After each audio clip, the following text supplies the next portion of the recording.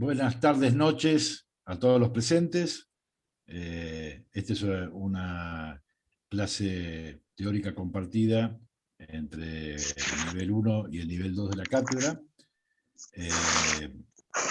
En primer, digamos que la va a dictar nuestro docente de Plan 2, Sergio Reza, que, bueno, él tiene una vasta experiencia en lo que es el planeamiento, la gestión pública, trabajó muchos años también en el Instituto de la Vivienda y siempre ha estado trabajando en las temáticas del suelo y la vivienda, con foco en el territorio de La Plata, que es un tema que también nos va a interesar a todos, dado que nuestra área de trabajo tiene que ver con un sector bastante amplio de lo que es el Partido de La Plata.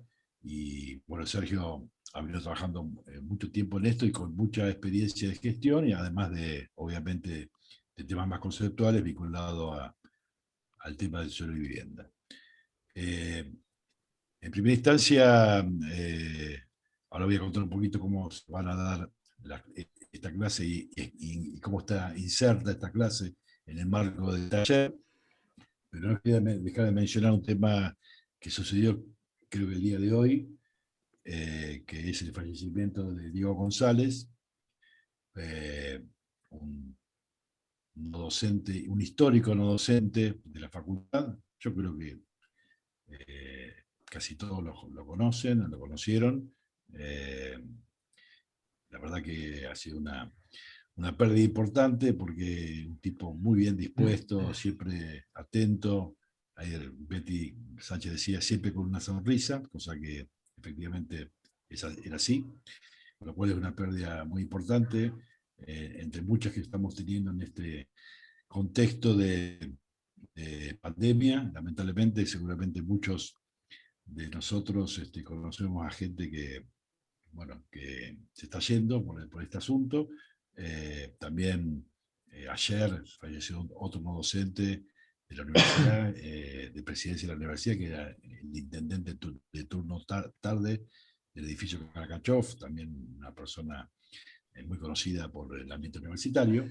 Y bueno, pero queríamos darle un pequeño homenaje, o digamos, dar obviamente nuestras condolencias a la familia, porque bueno, todos lo conocemos y todos en algún momento hemos intercambiado con él algún diálogo, alguna sonrisa. Así que queríamos comentar el tema. Pero bueno, volviendo a lo que nos toca, vuelvo a decir, tenemos que cuidarnos mucho, todos. Estamos en un momento complejo, pero tenemos que seguir con nuestras responsabilidades de docentes o de estudiantes, así que damos vuelta de página y seguimos con el tema. Decíamos que esta charla de Sergio, el título, lo estamos leyendo, Acceso al suelo y la vivienda en la ciudad de La Plata, es una clase que está encadenada en una especie de tríada de clases teóricas. La primera la tuvimos la semana pasada con Julieta Ferdiani, que puso el eje más que nada en el tema de acceso al suelo. Seguramente Sergio hará una referencia más vinculada al tema de la gestión de la vivienda. Y el martes que viene no, sino el martes 11 de mayo, vamos a contar con la presencia, que la hemos comentado el martes pasado, de Luciano Scatolini, que es el secretario de territorial. Yo no recuerdo exactamente el cargo exactamente que tiene, pero está en el Ministerio de Hábitat, y la verdad que es una de las personas claves en la gestión actual de la problemática de la vivienda en la Argentina. Así que va a ser una charla interesante y aprovechemos para consultarle todo lo que podamos, y sacarnos todas las dudas que correspondan, si lo permite Luciano, obviamente. Bueno, dicho esto, Sergio, dejo en tus manos tu charla. Así que adelante. Bueno, gracias, Diego. Buenas noches. Bueno, la idea es barrer el tema de acceso al suelo y a la vivienda en el contexto del crecimiento urbano del Gran La Plata.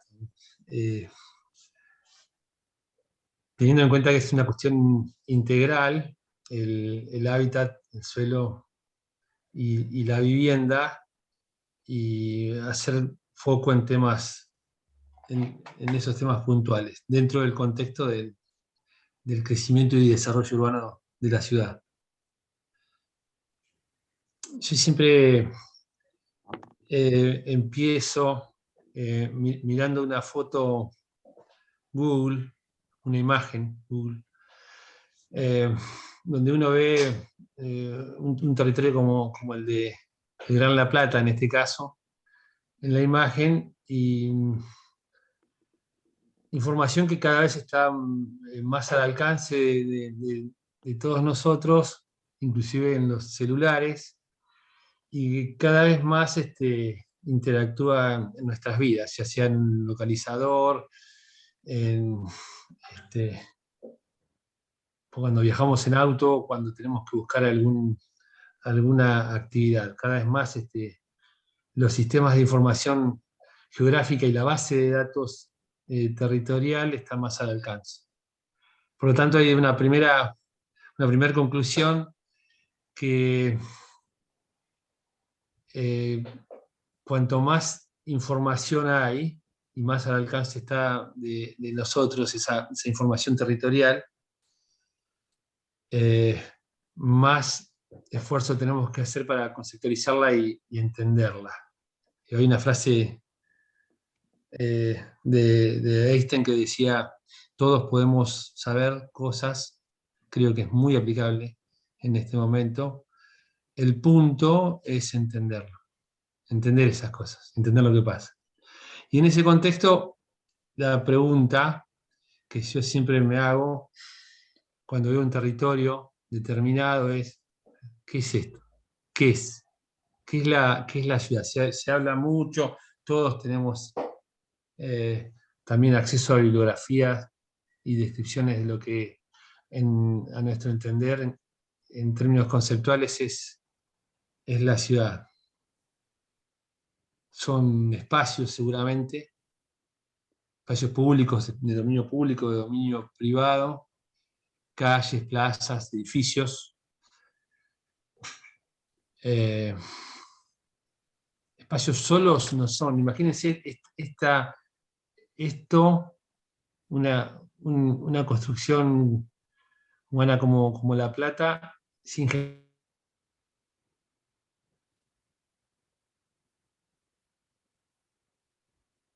sumatoria de casas. Me dice que la conexión es inestable, no sé si es mía o me puso un cartel. Bueno, se son escucha bien. espacios. Sí. ¿Se corta? Se entrecorta, sí, pero yo también agrego a la dificultad una dificultad proveniente de acá de mi propio equipo. Agrego. Bueno. Perdona, tenés que repetir los últimos 20 segundos que no se escuchó. Bueno. Volvamos para atrás un cachito. Ahí. Bueno, ¿qué es la...? ¿Ahora se escucha bien? Sí, se escucha Sí, bien. Sergio. Sí, sí. Yo decía, cuando veo una imagen y veo un territorio, digo, ¿qué es? ¿No? ¿Qué es un territorio? Puede ser rural, urbano, un área determinada. Bueno, cuando se hablen de escalas mayores se va a ver bien. Pero bueno, ¿qué es en este caso el Gran La Plata y la ciudad? Y ponía yo una definición que trabajamos con un grupo de chicos hace muchos años. Digo, por un lado son espacios públicos, privados, son abiertos, cerrados, pero no son solamente espacios. La ciudad o el territorio no es solamente espacios. Imagínense una maqueta o una ciudad deshabitada, ¿no? Una sumatoria de casas deshabitadas. También son sujetos, actores, se los define. Pero tampoco son actores solamente. Imagínense que si en la Plaza Moreno, cuando se hace un recital, Si bien eso está en una ciudad, imagínense en el medio del campo, bueno, no sería una ciudad, serían 100.000 personas. Y esas dos cuestiones en sucesivos acontecimientos en el tiempo. Digo, esas tres instancias esto proviene de la sociología francesa, el tiempo, el espacio y el sujeto. Esa tríada explican lo que es un territorio o una ciudad. Son las tres cuestiones que se van definiendo. Los espacios con los sujetos, donde los sujetos viven, sueñan, imaginan, necesitan, lucran, digo, son concebidos y vividos de distinta manera por cada uno de los actores que intervienen con distintas lógicas en ese espacio o en esos espacios. Y a su vez los espacios no se van conformando uno atrás del otro, a veces sí, pero se construyen y se reconstruyen todo el tiempo. El territorio se define y se redefine siempre, inclusive un espacio arriba del otro. Y eso explica, dejando huellas, dejando información, dejando improntas. Y a su vez, como decíamos recién, los actores, a través de prácticas cotidianas, a veces con lógicas, ¿no? A veces conflictivas y a veces sinérgicas, configuran el proceso de apropiación del espacio. El espacio en el tiempo es apropiado por los distintos actores. Eso define permanentemente y da datos permanentes. Cuando uno estudia y analiza temas, en este caso urbanos, territoriales, tiene que siempre pensar en estas tres dimensiones. Por lo tanto, para intervenir en el espacio urbano, los barrios, los espacios públicos, lo que sea, todos los recortes que uno puede imaginar, es necesario entender, identificar y explicar los procesos de apropiación que diversos actores con sus lógicas despliegan en el territorio. Esa es la primera conclusión. Ahí, esto lo digo rápido porque también en un punto Julieta habló, yo recorté 6 procesos, pero hay muchísimos más, los que podamos imaginar. Densificación, consolidación, expansión, habló Julieta el otro día, las urbanizaciones cerradas, la ocupación informal, la reurbanización, la exclusión, bueno, hay mil. Lo que depende del enfoque que cada uno le demos. Y también no son espacios, pero son más, o son espacios dentro de la legalidad. El territorio se subdivide entre lo público y lo privado, y a su vez entre parcelas rurales, urbanas, manzanas, espacios públicos. Y hay una división que va configurando también ese espacio. Por lo tanto, no es lo que vemos solamente en una imagen, sino lo que surge de lo que sería la documentación y la información legal del suelo, lo que es el registro de la propiedad, en parcelas o en viviendas. También se dividen en subparcelas, en condominios, en unidades funcionales, en espacios de vuelta más privados. Y tienen temporalidades distintas, digo, de acá vuelto a lo que es el acceso a la información territorial. Digo, esto lo saqué, lo agregué a lo último, en la máquina mientras esperaba. Digo, todos podemos entrar al Cartobarba, no hace falta ser un usuario especial, ponemos Cartobarba en los sistemas de información, visualizadores web que hay, Cartobarba, y vemos que, por ejemplo, esto que seleccioné, uno va a información de las parcelas, está la imagen abajo también satelital, si se quiere, yo ya opté por la del plano. Seleccioné una manzana, vemos, da datos de la parcela, el plano y la subdivisión, que inició el proceso de apropiación de ese espacio, es del año 52. Por lo tanto, esa mancha subdividida que veíamos recién no tiene la misma temporalidad que la ocupación formal de ese espacio que veíamos en los 90, en los 70, como se fue dando, sino en la década del 50-60 se subdividió el 95% del territorio urbano de la ciudad actualmente. Y ahí también se configuró el destino de la urbanización de La Plata. Si uno entra al Cartoarba, pone una manzana determinada, se fija en la plancheta, planos, y acá ven 54.2 del 1952, este plano. Lo puede bajar, inclusive. Esa información está disponible y la muestro a modo de ejemplo. ¿A qué voy? Que los procesos de expansión urbana o de construcción, consolidación urbana, los procesos se van definiendo en distintas instancias y en distintos niveles. Hay veces estamos tentados a ver una imagen satelital o un plano y podemos tomar decisiones, tomar o inferir cuestiones. Y otra cuestión que nosotros tenemos que ver es que esa abundante información que es accesible también, la tenemos que procesar y tiene distintas fuentes. No es solamente lo que se ve inmediatamente, sino lo que se busca en un plano o un dato más espacial. Con ese cúmulo de información vamos construyendo y entendiendo el territorio. Y acá hay una primera definición de Patricia Cobos, un investigador mexicano que habla mucho de las ciudades y los procesos de las ciudades latinoamericanas, que es común, que son procesos comunes. No es un problema del Gran La Plata, del Gran Buenos Aires, del área metropolitana. Los problemas de las ciudades latinoamericanas son propios en muchos casos y además son comunes.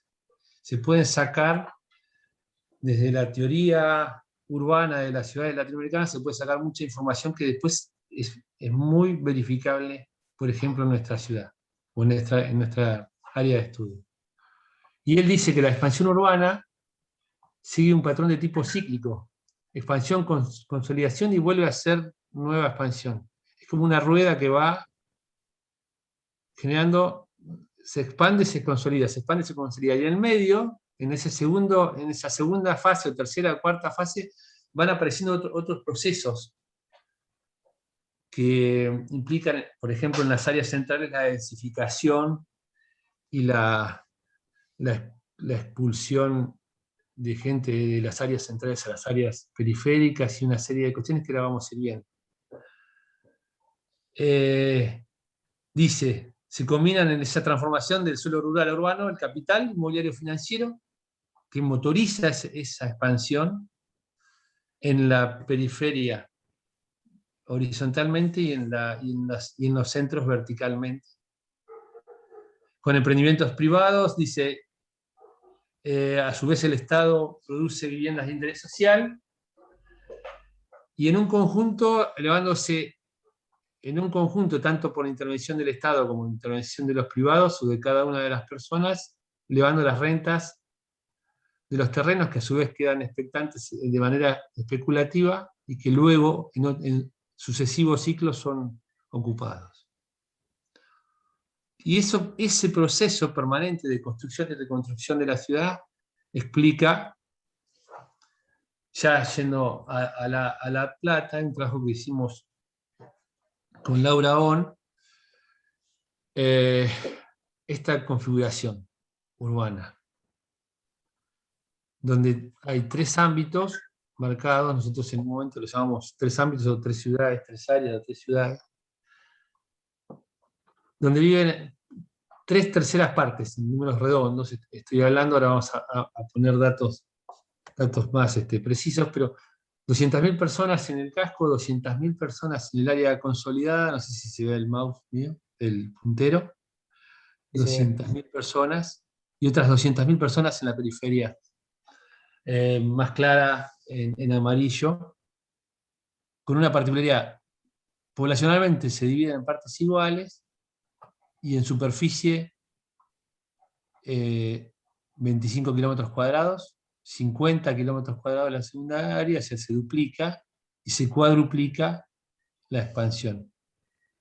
En la parte de Berisso y Ensenada no puse porque era un trabajo específico para La Plata, está para completar. Hay zonas naranjas y zonas intermedias también en Berisso y en Ensenada que no está. Esos son datos para La Plata. Por lo tanto, este modelo de expansión urbana va creciendo, va duplicándose en superficie, generando consumo de suelo, generando un aumento de viajes, y a su vez creciendo de distinta manera, sin equipamientos, sin infraestructura de servicios, con problemas de transporte y a un ritmo cada vez mayor, generando casi, y lo dijo Julieta el otro día, una expansión de un casco urbano cada 10 años. Imagínense construyendo un casco fundacional, ¿no? El cuadrado que todos conocemos cada 10 años. Qué difícil es construir equipamientos, transporte público, servicios públicos, una ciudad cada 10 años. Datos, acá, datos más duros. Construidos con Laura. El tema de la vivienda. ¿Dónde se localizan las viviendas de las personas y de los hogares? En el casco urbano decíamos 200.000, 189.000, una tercera parte, 81.000 hogares. Y ahí empiezan a aparecer datos, y uno cuando va explicando, digo, por un lado están los datos y la descripción de esos datos, y por otro lado la explicación del porqué de esos datos. En el centro viven 189.000 personas, 81.000 hogares hay, y de las viviendas, 106.000 viviendas, de las cuales 78.000 están ocupadas, 28.000 desocupadas.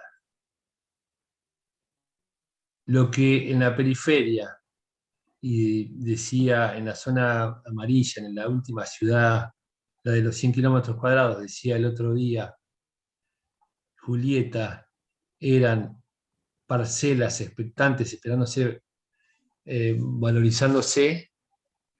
En el centro, que se construyen torres y se construyen en altura, lo que está esperando valorizándose es las viviendas desocupadas.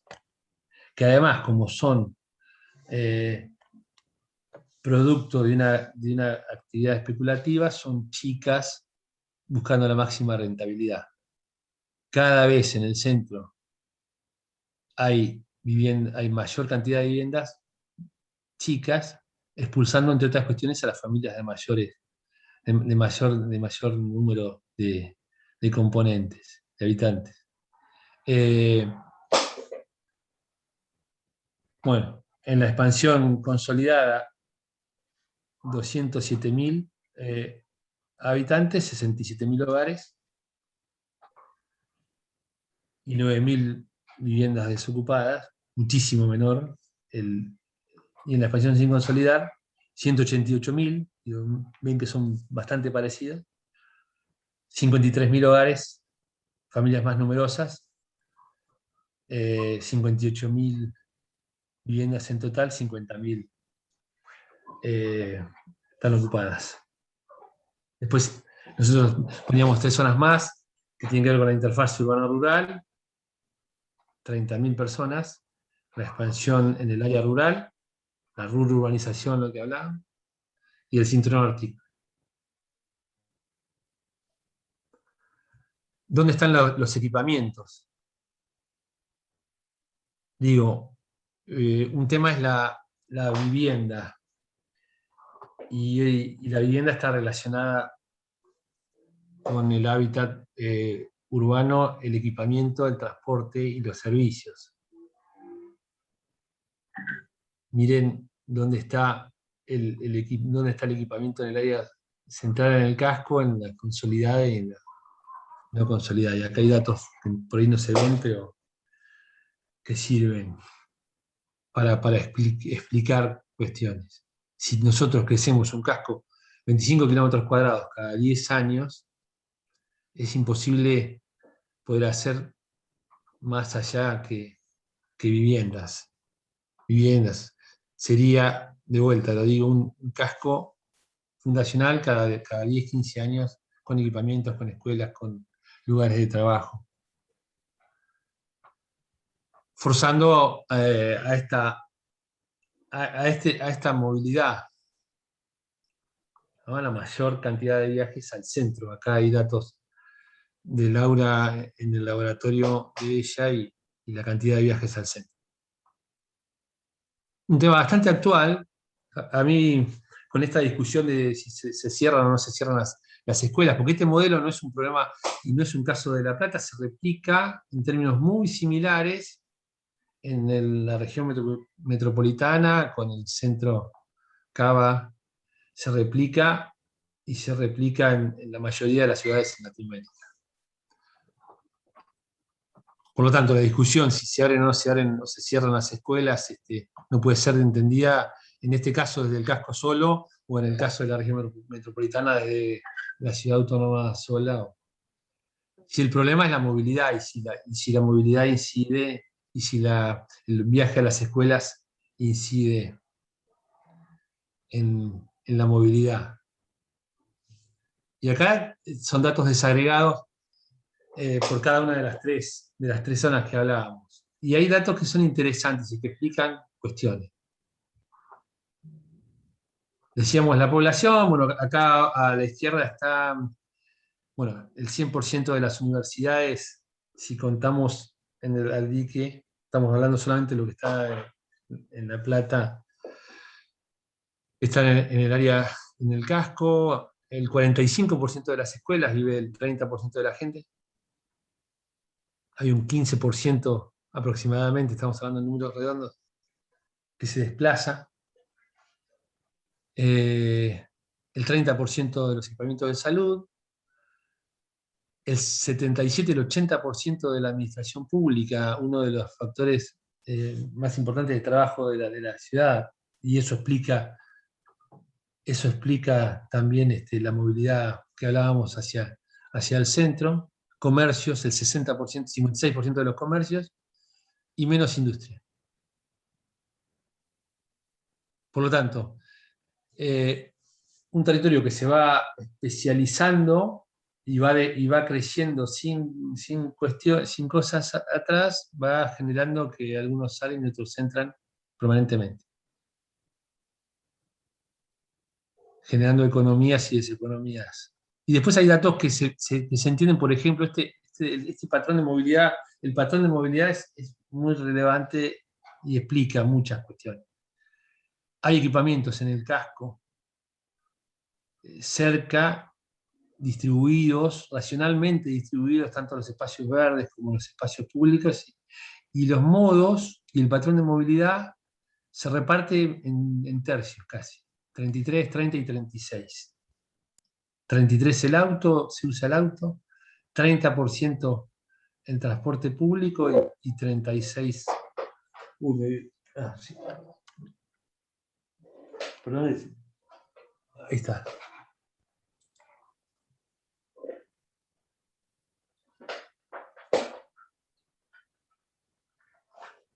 Se me desenchufó la máquina. 2,3 habitantes por vivienda. El 33% de los hogares de una persona, el otro 33%, o sea, el 67% entre 1 y 2 personas, y las familias numerosas, solamente el 6%. ¿Por qué? Por lo que decíamos, se construyen viviendas cada vez más chicas, porque tienen mayor rentabilidad esa construcción. En la expansión consolidada, ya no son 25 kilómetros cuadrados, son 100 kilómetros cuadrados, viven 200.000 personas, y la mayor proporción de hogares son de 3 a 4 personas. Son familias, lo que se llama la familia tipo 1 o 2 hijos, de 4 personas. Y ya el patrón de movilidad es una zona que, si uno ve el mapa de la movilidad, está en el medio, está de paso. Acá es 52% se usa el auto. No se usa el transporte colectivo, a comparación con el casco, aumenta un poco más, y no se usa la bicicleta, casi no se usa la bicicleta. Y hay menos escuelas en relación a la cantidad de gente. No hay casi administración, hay muy poco servicio de salud y hay muy poco comercio. Es la zona intermedia, consolidada en servicios, agua, cloaca, claramente es una zona de paso desde la movilidad.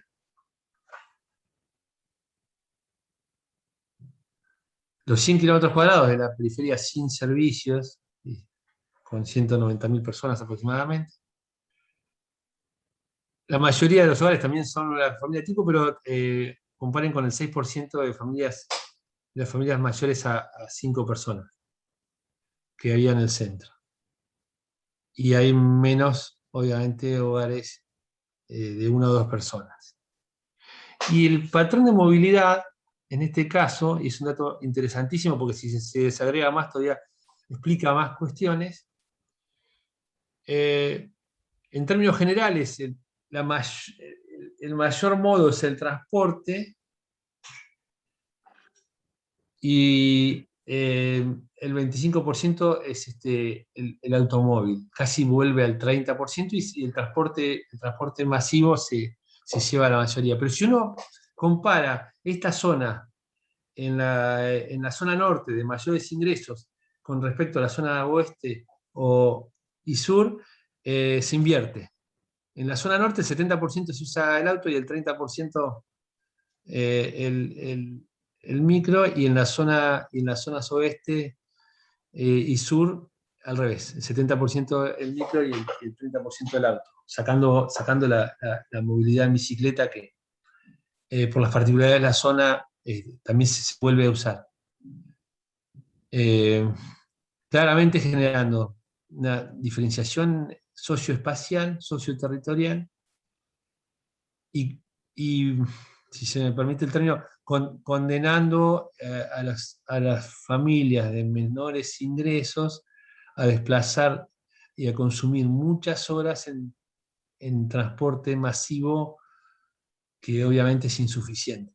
Microllenos, mucho recorrido, mucho tiempo. Y eso va pasando. Imagínense si este patrón se sigue incrementando. Los actores. El mercado en sus 3 niveles de gobierno, que se centra cada vez más en proyectos, va corriendo siempre atrás de la coyuntura. Si crecemos un casco cada 15 años, es muy difícil programar un crecimiento a largo plazo. El mercado, al revés, tiene muy claro lo que tiene que hacer el mercado. La lógica del mercado tiene muy claro lo que hace. Hace en el centro departamentos para la renta, chicos, cada vez más concentrados, más verticalizados, y en la periferia hace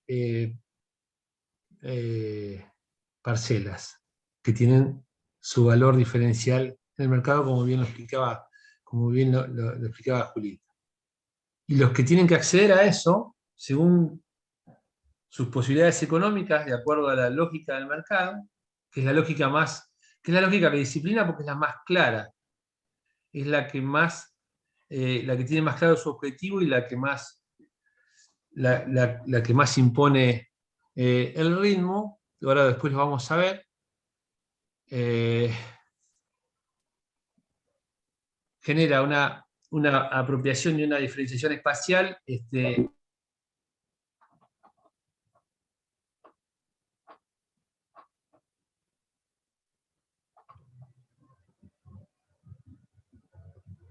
¿Se desconectó?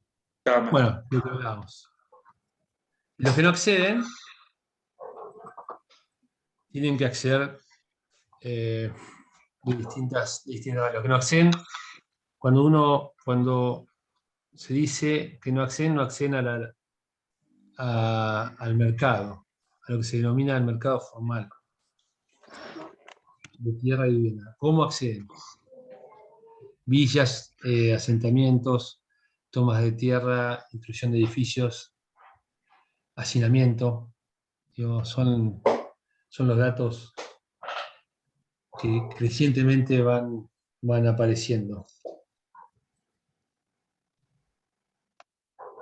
Y ahí, volviendo a las tres áreas, bueno, ¿cómo van accediendo?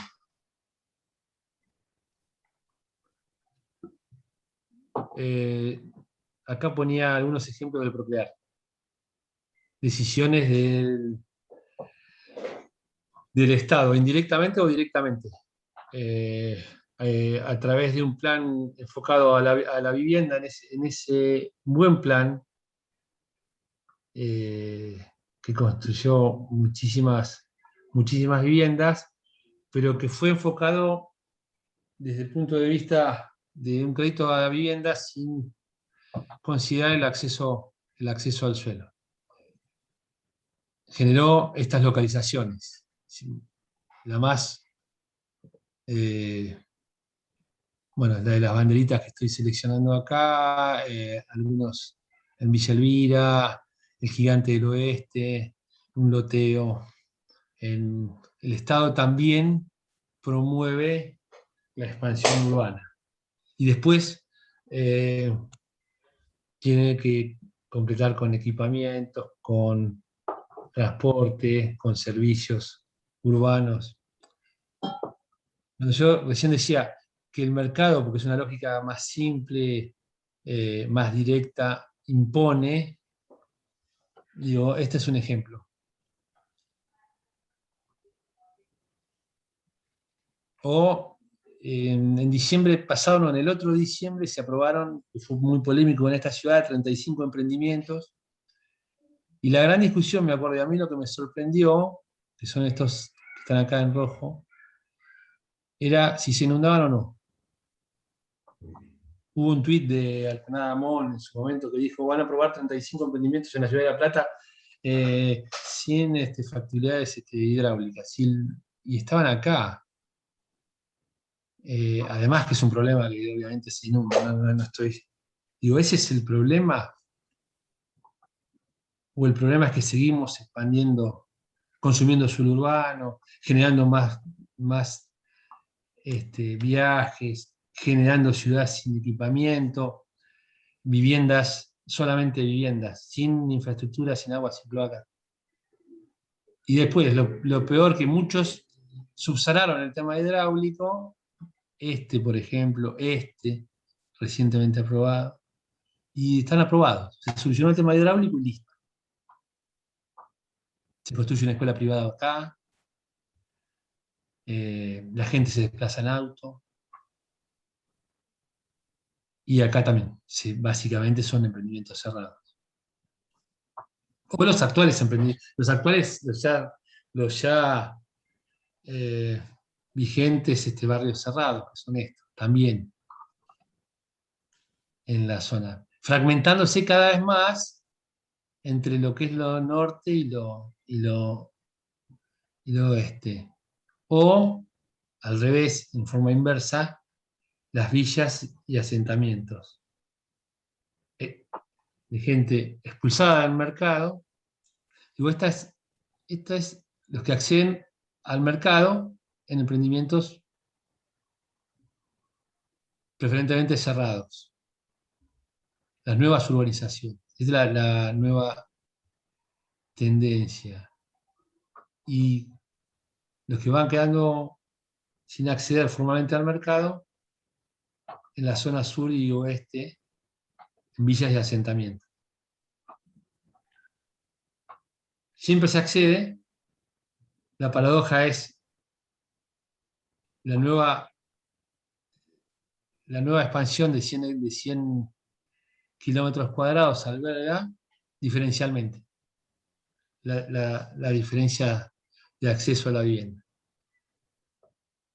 Algunos privados lo resuelven con equipamientos privados. No sé si tienen presente, tendría que haber puesto una foto, el colegio que se hizo acá de Seri, que se hizo famoso porque fue el primero que también impugnó, recurrió, está en este emprendimiento. Fue el primero que impugnó el cierre de clases. ¿Por qué? Porque obviamente la gente accede en auto, protegida en su burbuja, vive en su burbuja. Si uno ve las cartas, los afiches que promueven el emprendimiento, dicen es una zona de enorme crecimiento, donde cita a todos los clubes de campo que están en la zona.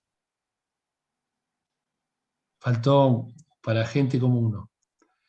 Y mientras tanto, esta es la zona legalmente urbana. Decíamos, un dato es lo que vemos en la imagen, lo que está construido, lo que no está construido. Hay misiones de datos más, la densidad poblacional, los radios censales. Otro dato es lo que está catastrado. Y otro dato es lo que está legalmente definido como urbano. Lo que está legalmente definido como urbano en el territorio de La Plata por la actual ordenanza vigente es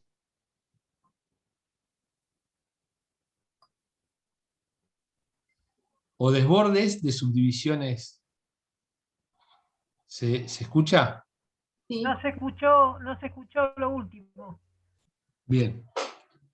¿Ahora se escucha bien? sí, se escucha bien.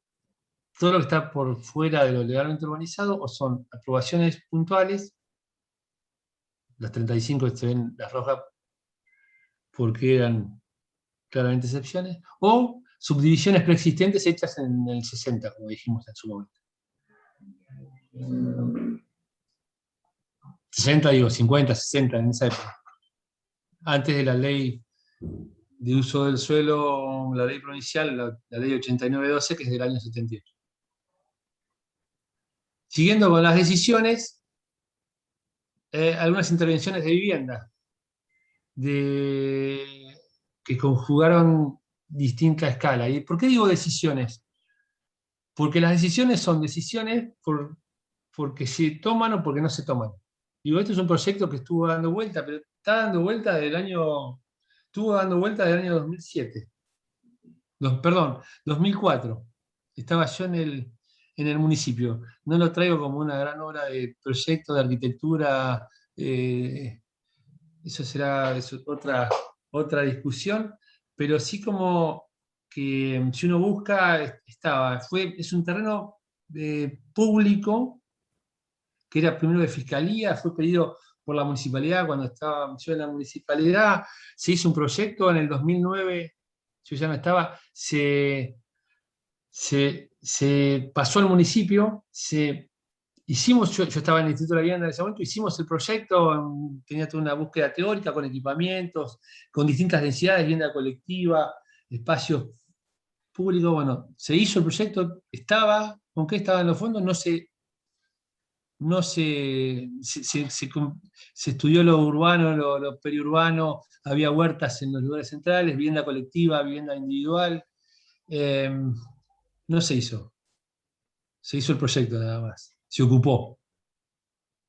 En el 2016, 2017 se ocupó. Sí, igual que los terrenos de Lizalde, que había otro proyecto igual, no vamos a mostrar 25 proyectos, también en terrenos públicos, se ocuparon. Esos terrenos, si se ocupa un terreno público, se ocupa. Por ejemplo, y no se saca a la gente, no el de Lizalde, el del barrio, el que está atrás de los hornos, que se ocupó hace un año, también. Hay imágenes que no puse. Ahora, se ocupa un terreno privado y hay un juez que interviene, el mercado acciona de otra manera, más rápidamente, se desaloja. Se desalojan los terrenos privados, los terrenos públicos no. como dato. Mientras tanto, el Estado, que no hizo, las viviendas, replicando la lógica del mercado, les arregló la vereda al Paseo Rodrigo y a Ricky Sarcani.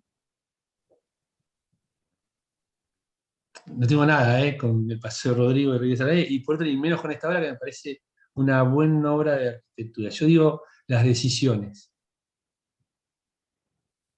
Si el Estado, si el mercado divide de acuerdo a las posibilidades de acceso el territorio y va generando distintos espacios, el Estado no debiera replicar esa lógica.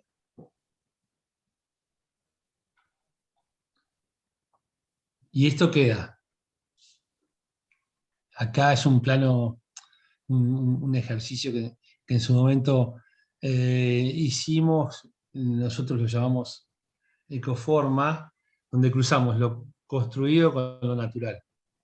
Diversas construcciones, no solamente las amarillas son las urbanas, las verdes son las rurales, más o menos, y los celestes son los valles inundables. Esto que decía del colegio de serie era, si uno vean y accedan a la cartilla de la urbanización, no sé cómo se llama, la nueva urbanización esta, la Cañada, me parece, o algo así, accedan a esa. O a la cartilla del colegio.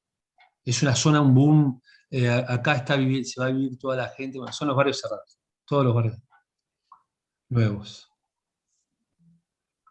Mientras tanto, donde se inundó, todos sabemos dónde se inundó, ¿no? Este dato de Cisagua es un dato del año 90 y pico. 90 y pico. Ahora, cuando uno decide prohibir o permitir solamente por un tema de inundable, o dice, ven este plano, se entiende la forma natural, ¿no? Donde están los valles inundables, donde corre el agua. ¿Y se entiende? Toda esta la planicie de inundación. Claramente acá, sobre lo que sería la ruta 2 y la ruta 36, en el medio de las dos rutas, es la divisoria de agua. La mitad, de un lado va para el San Borombón, para abajo, y de otro lado va para lo que sería la cuenca del Río de la Plata. No niego la influencia, no niego la influencia de los invernáculos, y que techan y que se defienden, que el cinturón hortícola, a través del invernáculo, como decía bien el otro día Julieta, se mantiene sus rendimientos llenando el cinturón hortícola. Ahora, ¿eso es lo que explica la inundación? Si son las zonas más altas, o el agua viene y va toda para allá. Me parece que lo que explica las vulnerabilidades y las inundaciones es otra cosa. Hay muy poco invernáculo en las nacientes, un poco, y genera otros problemas, y no estoy defendiendo los invernáculos. Lo que digo, que estas cuestiones se entienden en función de muchas cosas, de muchas explicaciones. Para que haya explicaciones tiene que haber preguntas.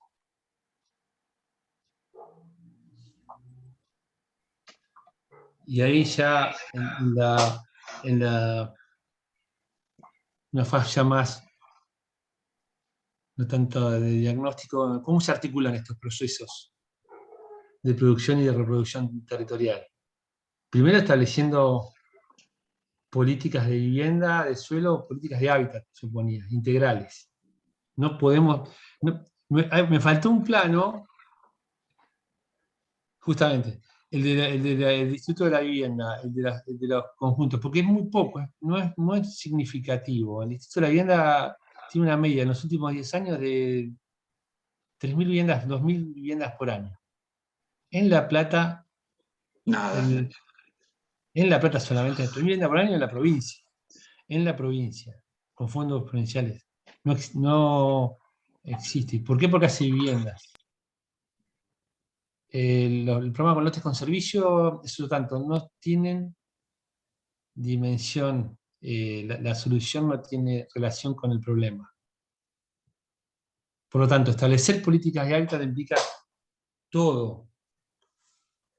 El déficit cuantitativo y el cualitativo. Intervenir en las villas y en los asentamientos. Hay 25.000 viviendas en La Plata en villas y asentamientos. Y hay tanta cantidad de viviendas con problemas serios de hacinamiento, de distintas calidad de materiales, distintos tipos de problemas. 50.000 estamos hablando, vamos a poner el déficit duro de 25.000. El instituto en la provincia hace 3.000. Un año bueno y los últimos anuncios dicen 7.000 en la provincia. Cada vez estamos más lejos. Por lo tanto, propiciar un hábitat equitativo, incluyente, integrado, sostenible y participativo, gestionado eficazmente, con herramientas creativas. No podemos seguir haciendo lo mismo. Y por otro lado, definir si loteamos o urbanizamos. El mercado, la lógica del mercado tiene claro que en la zona de las 100 kilómetros cuadrados va a lotear. Primero se expande y después completa lo que ya está valorizado, creando una doble renta. Ahora, ¿el Estado urbaniza después cuando ya está ocupado o urbaniza primero? Y permite y genera urbanización o genera loteo. Y esto de trabajar, y el otro punto, el orden jurídico, digo, hay una tensión cada vez mayor. ¿Se acuerdan el plano de la villa y los asentamientos y el peso que eso tiene? Trabajar en lo que se denomina, y yo siempre digo entre comillas, la informalidad, interpela a todo el sistema jurídico y normativo vigente. Repasando los problemas, bueno, el problema que es hablábamos el otro día en el grupo nuestro, ¿es la pobreza o la desigualdad? Por un lado hay zonas que... Imagínense esta ciudad, si todas las casas fueran iguales. Todas abiertas, todos los ingresos de las familias fueran iguales, ¿habría pobreza? Hay pobreza porque, al revés, hay pobreza porque hay desigualdad. Cada vez más desigualdad, cada vez más pobreza. Y eso genera exclusión. Exclusión social, por un lado, de vuelta a la tríada, y exclusión territorial. Se hace muy caro vivir en el centro, las expensas, con un 50% de informalidad, ¿quién puede vivir en una vivienda colectiva y pagar expensas? Con departamentos cada vez más chicos, ¿qué familias numerosas viven en el centro? Se ven obligadas a ir al tercer ensanche. La exclusión territorial, la tercera parte, como mínimo, la tercera parte de la ciudad, si suponemos que el área consolidada intermedia tiene todo, viven algo muy diferente a lo que es lo que se considera una ciudad. Incompleto, de baja calidad en algunos lugares, cerrado, los que tienen calidad espacial cerrado, y básicamente con falta de oportunidades urbanas. Algunos sectores lo resuelven con equipamientos privados, volviendo a fragmentar el territorio. Un 20% de los hogares, lo que decíamos recién, tiene problemas de vivienda. Más de 25.000 viviendas se encuentran en villas de asentamientos en La Plata. En los últimos 3 años, 5.000 nuevas viviendas en La Plata. 5.000 nuevas viviendas en villas de asentamiento. Decimos que el Instituto de la Vivienda hace 3.000 en la provincia por año.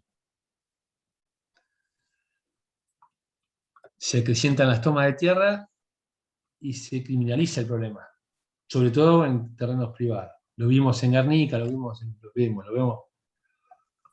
vemos. A Berni, básicamente, lo vemos ahí. La ciudad se produce por extensión sobre periferias no equipadas. Hice un desordenado cuadro de problemas, como dice a veces Betty, un ranking de problemas. Las demandas sociales se incrementan, todos caminamos la ciudad, los centros equipados se densifican y expulsan gente, hay abordajes compartimentados, digo, el municipio hace una cosa, la provincia hace otra cosa y la nación hace otra, y ahí es buena la intervención, va a ser de Luciano Scatolini, porque él intenta generar desde la nación políticas integrales. Mi aporte a eso es fortalezcamos al municipio, que es el que más cerca está de los problemas. Los instrumentos de planificación son insuficientes. Digo, acá en la provincia hay una ley de acceso justo al hábitat. Ahora, no pasó de los enunciados, genera instrumentos o propone instrumentos genéricos que después no son debidamente consolidados a instancia municipal. Las proporciones entre la adentro y la afuera de la ciudad cada vez mayor, se hablaba del 30%, 40%, 50%. Lo mismo pasa con la pobreza, no son solamente lugares, son sujetos en el tiempo. Se agudizan los problemas de los alquileres, no hablé de los alquileres, pero el problema de los alquileres en estos últimos 2 años se incrementó muchísimo y hay seguramente Luciano puede decir algo también, porque no sé si está en el área de él, pero la informalidad también llega a los alquileres, y en esto de la baja de ingresos por el aislamiento con la pandemia, básicamente perjudicó a la gente que estaba alquilando informalmente, que fue literalmente echada a patadas, sin ninguna ley que lo proteja. Todas las regulaciones hablan siempre de lo formal. Y lo que decíamos como último punto, una tercera parte de la población se ve obligada a grandes desplazamientos en malos sistemas de transporte, consumiendo mucho tiempo, muy caros, incómodos, y agudizado todo esto con el tema de la pandemia. ¿Cuál es la agenda? Bueno, la inversa, ¿no? También desordenada, tampoco quise ser. Pasar de instrumentos de gestión territorial más inductivos que prescriptivos. Digo, nuestra normativa y la historia de nuestra normativa urbana y de vivienda es prescriptiva. Esto es la densidad, esta es la zona, esta no es la zona, esto es la altura máxima, esto son prescriptivos.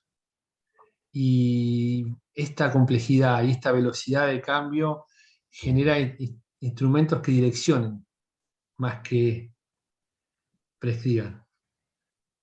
Lo que decíamos, fortalecer la área municipal, consolidar un hábitat accesible, priorizar el uso del transporte sustentable. Ahora, ¿cómo hacemos un transporte sustentable si le hacemos cada 15 años 25 kilómetros cuadrados? ¿Cómo implementar políticas tributarias? Digo, la política tributaria que no se toca nunca, como en este país no se toca la propiedad privada y como correlato no se toca la tributación a la propiedad privada. Y replica lo que decíamos de las veredas del centro y lo que no se hace en el ensanche. La política tributaria replica lo mismo. Es más barato pagar impuestos en las zonas de expansión que en el centro. ¿Cómo uno estimula si vivir en el centro cada vez es más caro, inclusive por los impuestos?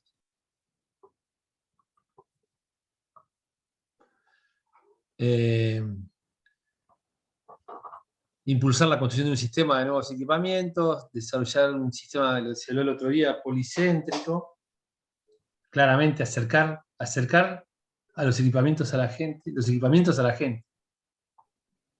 ya que el Estado y el mercado de distintas maneras alejan a la gente de los equipamientos, hay que construir nuevos equipamientos. Construir 25 kilómetros cuadrados de equipamiento, si seguimos a este ritmo, cada 15 años. 25 cuadrados, digo, cubrir con equipamiento 25 kilómetros cuadrados, un casco, cada 15 años. Fortalecer las organizaciones barriales, como los productores del hábitat y, bueno, distintas cuestiones que ponía. ¿Qué instrumentos de gestión urbana para la planificación y el acceso a la vivienda hay que fomentar estos? Para mí.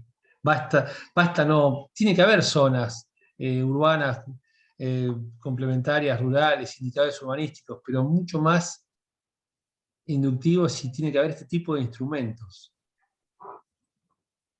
de participación, de promoción, de financiamiento y fiscales. No son lo mismo los instrumentos de financiamiento que los instrumentos fiscales.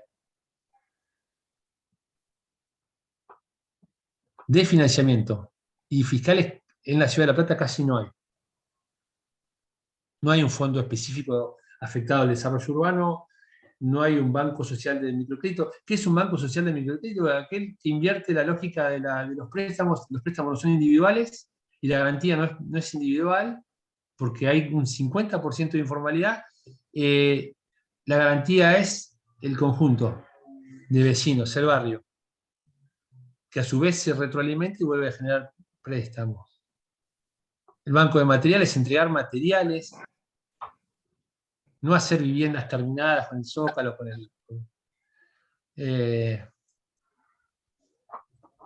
y a su vez contribuciones a la valorización, digo, la captación de plusvalía, lo que se llama la captación de plusvalía. Y lo que decíamos de los instrumentos fiscales, no hay nada de esto. Derechos, se pagan más derechos, o se pagan, no más derechos, pero al revés, se pagan igual los derechos de construcción. No hay políticas de subsidio para familias numerosas, para determinado tipo arquitectónico. Yo hago una torre y por metro cuadrado pago lo mismo que una vivienda individual en el medio de la ciudad o al revés. No se pagan tasas por subdivisión, no se paga nada por subdividir. Es casi una alegría subdividir. El Estado fomenta la subdivisión. Y a su vez se paga muy poco, si bien la ley de acceso justo al hábitat lo pone, se limitó muchísimo en el reglamento de la ley, y no se paga de más por el suelo ocioso. Yo tengo una fábrica que produce y pago muchísimos impuestos. Tengo un terreno que se valoriza en dólares, en miles de dólares, y lo tengo expectante y casi no. Lo tengo que cuidar que no me lo intrusan. Y si lo intrusan, llamo al juez y me lo sacan enseguida. Y esto también, digo, estos instrumentos que son indirectos y los directos de la inversión pública. Y acá puse uno, sinceramente no tengo datos finos de la ciudad. Lo saqué también rápidamente por internet, pero cuando se habla que todo va al centro, que Cava, que este es un dato del Ministerio de Economía del año del 19, el 23% de la inversión pública en el año 19 fue en Cava. Y el otro 20%, que la mitad seguro es en el Gran Buenos Aires, el 40% fue el Estado sigue replicando. Y estos son datos básicos de porcentajes, pero si uno los explora, después en qué se gasta. Y peor todavía, se profundiza esa tendencia. El mercado disciplina toda inversión, en vivienda, en infraestructura. Y acá como frase final del año 97, Raquel Rolnick, una investigadora en temas de hábitat, y estamos hablando hace 25 años, 24, dice estas cosas. No son cosas nuevas. Y no son de La Plata, ni son de Gran Buenos Aires, son de Latinoamérica. Los principales problemas urbanos remiten a la injusticia en la distribución de los costos y de los beneficios de las ciudades. Esto exige un nuevo paradigma de planeamiento urbano para sustituir el planeamiento tecnocrático, basado en un modelo ideal. Este modelo correspondía integralmente a una concepción del Estado como protagonista único. No solamente no es el protagonista único en la definición y conducción de las políticas públicas, sino pareciera que el mercado es el que define. Y no lo voy a leer todo, pero dice: existe un nuevo paradigma que privilegia a la ciudad real, aceptando en ella la presencia permanente del conflicto y tomando la gestión cotidiana como punto de partida, entendiendo los procesos, básicamente. Este nuevo paradigma parte del planteamiento en que la ciudad se produce por una multiplicidad de agentes que deben tener su acción concertada. Por eso vieron los instrumentos, la primer paquete de instrumentos era los instrumentos de participación, generando un pacto que corresponda al interés público de la ciudad. Presupone una revisión permanente para ajustes o adecuaciones que mantengan un seguimiento de la dinámica de la producción y reproducción de la ciudad. Digo, bueno, estos son los temas, son disparadores, no quise limitarme más o menos a una hora. Bueno, gracias. Gracias a vos. Buenísimo. Bueno, gracias Sergio por tu clase. Mucho contenido, mucho dato, mucha reflexión. Yo no sé si dado el horario, Sí. hemos sostenido un buen nivel de participación, estamos en 190 participantes, pero bueno, si te parece, Sergio, y hay alguna inquietud por parte de los presentes, habilitamos mínimamente alguna reflexión, alguna pregunta, ¿les parece? A ver, acá hay.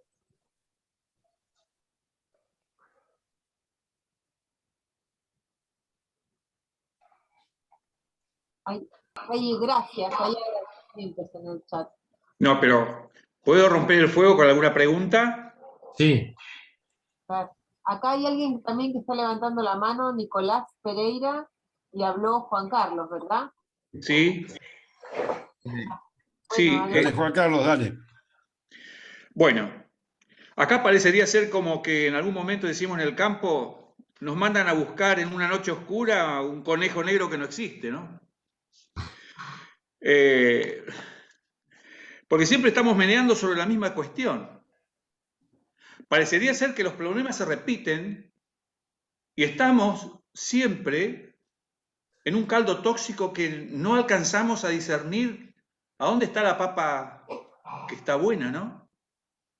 Si es que lo existe. Porque yo, el otro día estaba mirando, es decir, ¿por qué el Estado no es el que rige la oferta y la demanda de los terrenos como forma de regulación?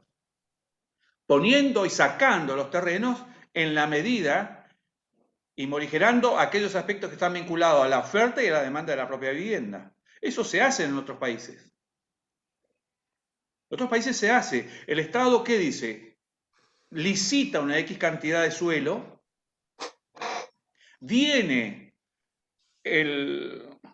¿cómo se llama? El empresario que lo apetece porque quiere construir, y hay una puja de precios. Esa puja de precios, el Estado observa. En un determinado nivel, tiene la potestad de sacarlo. Si se va por arriba, lo saca. Y donde puede permanecer o personas individualmente, como empresas. ¿Por qué no se puede hacer eso acá? Porque, y por otro lado, digo, y ya en otro planteo, porque algunas cosas, los déficits muchas veces están vinculados a la inexistencia de plata. Y tenemos una fuga de capitales de 140.000 millones de dólares. Desde el año 2002 al 2015. 149, Flaxo lo dice. 149.000 millones de dólares. Es decir, que todos nuestros ingresos, nosotros no lo ponemos en balance cuando tenemos estas crisis, porque estamos viviendo en una crisis constante. Yo tengo un taller justamente en San Carlos. Una zona alta, sin embargo se inundó. Me inundé 70 centímetros. 149 y 38. 70 centímetros me inundé. Entonces uno dice, ¿pero cómo? Por un lado, no tenemos una forma de contener a la voracidad del mercado, ese monstruo que nadie conoce o conocemos, no sé qué, y no le ponemos cortapisa, porque en algún momento se tendrá que poner cortapisa, porque si no el problema va a existir. Vos decís que existe una La Plata, cada 10 años tenemos un nuevo casco, y vamos a seguir de nuevo en el sismo, volviendo a repetir y comiendo ese caldo tóxico que dije al principio. La participación ciudadana, yo creo que tiene que ser, en el momento de la participación, tiene que ser advertida y puesta en datos precisos de lo que pasa y qué hacer. Es muy posible que se tenga que pedir, algo se tendrá que hacer. No puede ser que uno pida un impuesto a la riqueza y graciosamente viene un tipo y dice, pone un juez, no lo pago. Todo eso contribuye a esto. Todo esto contribuye a esto. Los déficits que se tienen derivan todos de ahí. Sería más largo, pero no quisiera seguir abundando.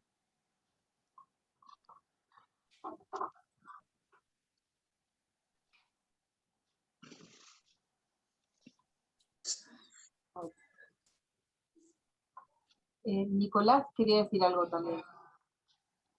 Sí. Yo me surgieron como dos preguntas durante la presentación. Bueno, al final mencionaste lo de los alquileres y nada, yo tenía como esta duda de si el alquiler forma parte del mercado formal o no. Porque también es como una realidad que mucha gente que accede al alquiler de manera formal ya es porque no puede acceder al suelo de manera formal.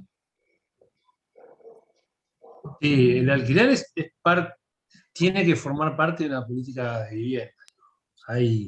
Claro. ¿Qué es lo que pasa en nuestra región, en Argentina particularmente? Ahí está muy consolidado el derecho de la propiedad. Digo, hay otros países que es más significativo el alquiler, está más protegido. Lo que yo dije del alquiler formal e informal es porque también el alquiler formal está empezando a ser protegido por leyes. Y hay una discusión en eso, si la ley debe proteger al inquilino y en realidad cuando se generan subsidios y todo, se está protegiendo al que alquila. Se le está garantizando la renta al que alquila. Por ejemplo, en la última reforma del Código Civil se quisieron imponer figuras aumentando el mínimo de años en los alquileres, todo eso, y no pudo pasar. Y sí pasan figuras como, bueno, la ciudad tal o el estado tal subsidian tanto los alquileres, que en realidad está garantizando que se paguen esos alquileres. Pero eso es el alquiler formal. Por ejemplo, ahora, con el tema de la pandemia, se suspendieron los alquileres. Se suspendieron los desalojos de los alquileres. Ahora, se suspendieron los desalojos de los alquileres los alquileres formales. Claro. Hay un 50% de gente que alquila informalmente, y esos no tenían ninguna prestación. Claro. Digo, ahora, que los alquileres tienen que ser parte de una política de vivienda y muy poco lo son. Ahora ya están empezando, supongo que Luciano tiene cosas para decir en eso. Con eso, sí, tiene que ser parte de una política integral. Cuando se habla de políticas integrales, no hay una política de construcción solamente de viviendas con conjunto de viviendas, no hay una política de préstamo de vivienda tipo procrear, tiene que ser una cuestión integral, desde el suelo, desde la captación de plusvalías y quedarse con suelo para que después el Estado lo vaya urbanizando y aporte con suelo accesible y baje los precios de la tierra, lo mismo con la vivienda, lo mismo con entrega de materiales, lo mismo con alquileres. Digo, una política integral de vivienda tiene que ser multidimensional. Lo que pasa, siempre pasó, es que las políticas son sectoriales. Por un lado la tierra, son ministerios distintos directamente. En la provincia hay un ministerio que se ocupa de las villas de asentamiento, otro ministerio se ocupa de los lotes con servicio, otro ministerio se ocupa de la vivienda, casi como obra pública con la empresa constructora, el municipio se ocupa de las normas urbanísticas. Es un lío que no se trata integralmente. Acá la veo a Andrea. Sí. Para, digamos, puntualizar o consolidar lo que vos estabas diciendo, claramente caemos en una cuestión que hemos dicho desde el principio, que esto es política. Decisiones políticas, de eso se trata, y pujas de intereses que se articulan y que la política de alguna manera navega y trata de conciliar en algún momento por un lado o en otro momento por el otro. Pero me parece muy importante cuando vos pusiste la filmina de los instrumentos de gestión, la gran mayoría de ellos son de la escala local, ¿no? Son de la escala del Estado municipal. O sea, el fomento de la participación ciudadana es un tema nuestro, territorial, local. El tema digamos, de los instrumentos normativos, también, la gran mayoría de ellos. El tema hasta de la plusvalía, digamos, también la captación de plusvalía debería ser tema también de la escala municipal, como hay buenos ejemplos. Algunas cuestiones sí, también mencionabas, que es muy importante, la inversión de obra pública, la inversión a nivel nacional, provincial, en políticas que favorezcan, digamos, la cuestión del acceso al suelo y la vivienda, son también centrales. Ahora, lo que es concreto es que, están los instrumentos, están las normativas, en definitiva, faltan las decisiones políticas. Y esto me parece que tiene que quedar claro. O sea, y muy bien decías vos, que las dificultades jurisdiccionales entre el Estado Nacional, provincial y municipal, la falta de políticas integrales, pero también dentro de cada estamento, también lo señalabas, separar la política de tierra de la política de vivienda es un error grave. Digamos, y eso es así. No se concibe un Estado que tenga una mirada integral, sino que son todos compartimentos estancos y pujas, inclusive a nivel provincial o nacional, hasta cada sector representa a una facción política, o sea, dentro de interna. Entonces, es muy difícil. Ahora, en vez de, nosotros... en vez de diagnosticar el problema únicamente, o sea, está claro que para poder resolver un problema hay que entender por qué sucede. Acá es, digamos, la cátedra, el espacio de reflexión, de debate nuestra, es un espacio de reflexión y también de acción, en el sentido de que cuando salgamos nosotros a discutir estas temáticas, pongamos posición y pongamos teoría e ideología para ir discutiendo los temas y transformarlo. No hay otra forma. A ver, es una visión personal. No hay otra forma que meterse en esta cuestión compleja que es accionar dentro de la política provincial, municipal o nacional. No, quería cerrar con esta idea, con esa fibra propositiva, de decir que están los instrumentos. Están, hay que usarlos, y no se usan. ¿Puedo hacer una reflexión? Hola. Sí, Checho. Yo quería comentar que se mencionó el tema de desigualdad y pobreza.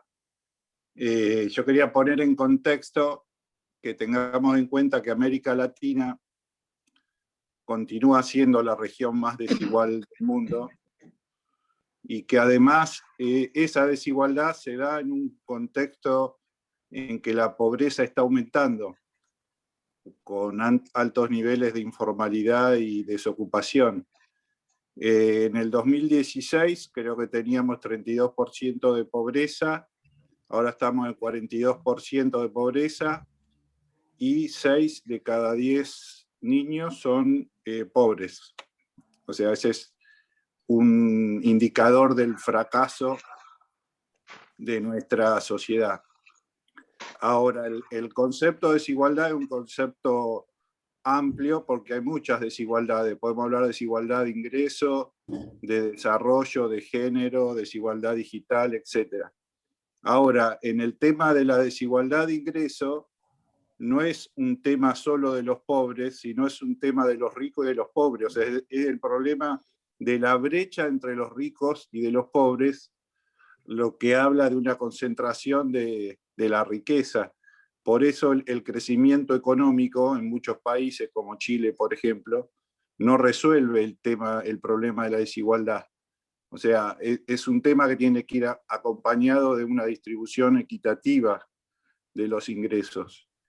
Y ese proceso de desigualdad se plasma en el territorio con una ciudad desigual. Y yo creo que la clave hoy en nuestra región justamente es buscar esa ciudad igual o inclusiva, equitativa, porque si no generamos una diferencia entre sectores de la ciudad donde unos acceden a las oportunidades urbanas y otros quedan excluidos, donde el tema del acceso a la vivienda es uno de los temas también clave dentro de ese proceso.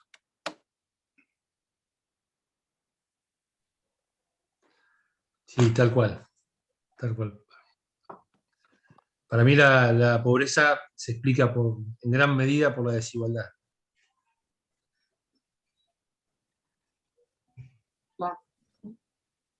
Bueno, son las 9:30 de la noche. Obviamente este tema no lo vamos a votar acá. Al revés, este es un tema que estamos disparando las discusiones. Las seguiremos debatiendo a lo largo de todo el año. Así que bueno, me parece que en primera instancia agradecerte, Sergio, por el esfuerzo y por la predisposición para contribuir a este debate y aportar tu conocimiento, que tienes mucha experiencia territorial y eso se nota en la charla. Así que agradecemos la clase de Sergio y bueno, no sé que queda mucho más margen de tiempo para ya ir a comer. Y contarnos el martes que viene, ya cada uno de los niveles tienen su consigna de trabajo, así que los esperamos. Por supuesto que esta clase queda disponible en todas las plataformas que disponen la cátedra para tal motivo. Así que bueno, muchas gracias a todos y buenas noches.